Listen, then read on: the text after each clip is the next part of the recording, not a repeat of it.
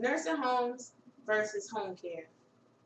Today I want to talk about my experience as far as being with nursing homes and with home care. I've never had to choose between putting a family member into a nursing home or even having home care.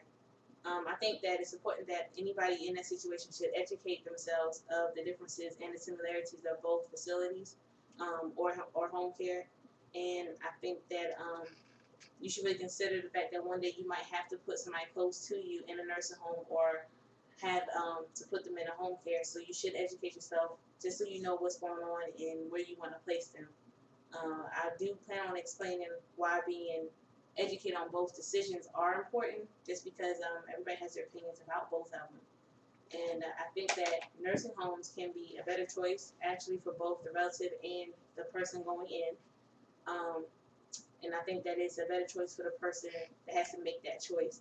Nursing homes have constant medical supervision. There's always nurses, CNAs, some type of aide, or any type of doctor that's close by. That if the person needs any type of medical attention as soon as possible, someone's always going to be there, professional help. I do think that they need rehabilitation, especially for those people that can no longer take care of themselves. At rehab centers or nursing homes, they help them get back in the routine. They're trying to take care of themselves. They try to work with them.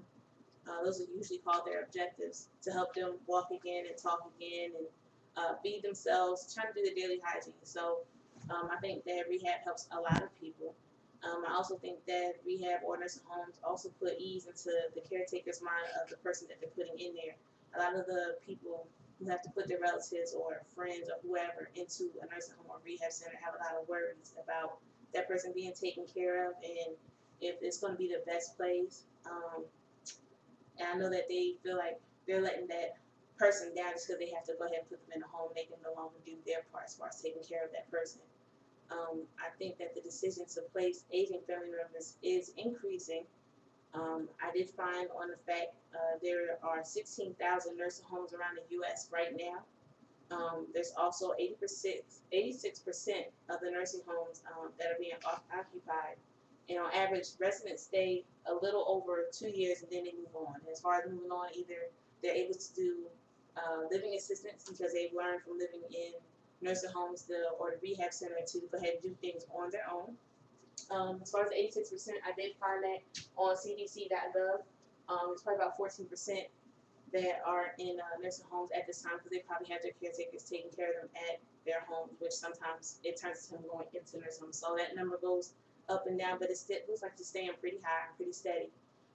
There's 1.7 million beds right now between the nursing homes, and there's 1.5 of them that are currently filled, and most residents stay.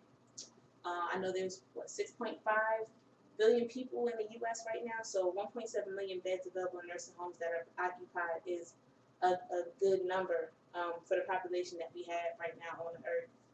And in conclusion, I just like to say that consumers often despise nursing homes and go for home care because they have been misinformed. Misinformation are the facts of people saying that the nursing home personnel aren't doing their jobs. People need to realize that the job is difficult. There's probably about a good 8 consumers or clients on one person's team that they have to take care of. So I wish that the clients' caretakers would realize that these staff, they're human and they get exhausted, and sometimes they don't display their best, but it doesn't mean that this person's not being taken care of. There's, again, 8 people on the team. So if there's an emergency somewhere else in the building, of course they have to go there to suit that person first, or if they're already taking care of somebody in the middle of doing that, they can't just leave that person to run to another person. So you just have to be patient and realize that people really do work hard to take care of the clients. Also, people think that once you go into a nursing home or rehab center, you don't come out, which is not true. Some of them do leave for the home-like living arrangement, like I told you before. Some of them leave to go out to live in a living assistant so they can go ahead and do things on their own. And some of them make short visits to the community based on their health issues. So some of them just can't live on their own anymore because their health issues are too serious. So a lot of people are misinformed about that as well. And as far as stories of neglect, I actually read in seniorsite.com that stories of neglect Those are rare, and sometimes an emergency does take place. Delayed response is capable of happening mainly because, like I said before, there's a lot of people on one person's staff, and that person is caring for someone else at the time of need. So it's kind of hard to get both people taken care of at one time when there's only one staff. And a lot of my stuff I found is on cdc.gov/nchs/fastacts/nursingh.hotmail, and also www.livingstrong.com and seniorsite.com. Um, those are where I found a lot of the facts as far as how many people and what percentage of nursing homes is out there right now.